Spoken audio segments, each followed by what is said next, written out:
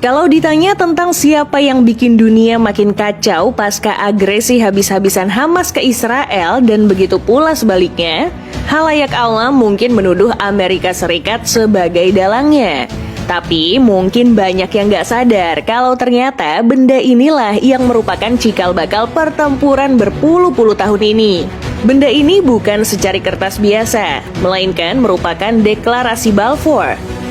Deklarasi Balfour adalah janji publik yang dikeluarkan oleh pemerintah Inggris pada 2 November 1917 yang dimana mendukung pembentukan rumah nasional bagi orang Yahudi di Palestina. Dari situ aja udah agak ambigu ya. Janji ini yang disampaikan dalam bentuk surat oleh Menteri Luar Negeri Inggris saat itu, Arthur Balfour, kepada Lionel Walter Rothschild, seorang tokoh komunitas Yahudi Inggris, telah menjadi titik kontroversial dalam sejarah modern dunia Arab dan sudah membingungkan para sejarawan selama beberapa dekade. Deklarasi ini dianggap sebagai salah satu faktor yang mempercepat peristiwa Nakba pada tahun 1948, di mana lebih dari 750.000 warga Palestina dipaksa mengungsi dari tanah air mereka oleh kelompok bersenjata Zionis yang dilatih oleh Inggris. Ini menurut sejarawan loh ya, bukan kita yang bikin statement gak bersadar. Deklarasi Balfour ini ditengarai juga bertentangan dengan janji kemerdekaan Arab dari Kekaisaran Ottoman yang sudah dijanjikan Inggris melalui korespondensi Hussein McMahon pada tahun 1915 dan perjanjian Sykes-Picot tahun 1916 yang menjanjikan pembagian wilayah antara Inggris dan Perancis. Deklarasi tersebut memperkenalkan konsep rumah nasional yang belum pernah ada sebelumnya dalam hukum internasional, dengan istilah yang sengaja dibuat tidak jelas untuk memungkinkan berbagai interpretasi.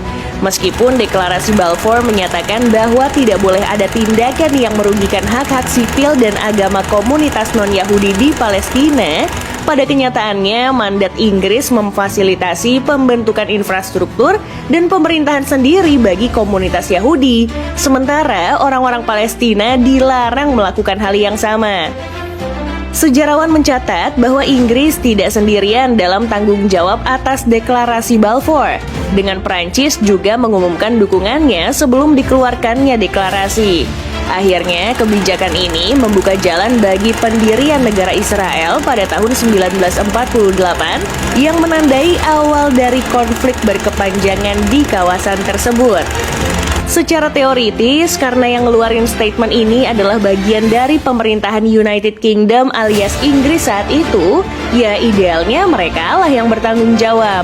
Apalagi setelah korban berjatuhan dan bergelimpangan sejak belasan tahun silam.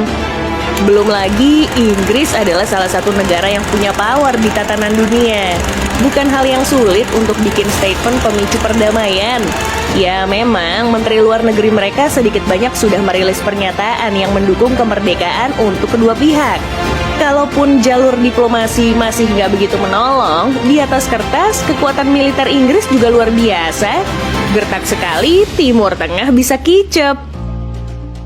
Penopang utama kekuatan militer Inggris didukung oleh kekuatan personel militer mereka. Dari segi jumlah, personel militer Inggris memiliki total 231.000 personel yang terbagi dengan 194.000 personel aktif dan 37.000 personel cadangan.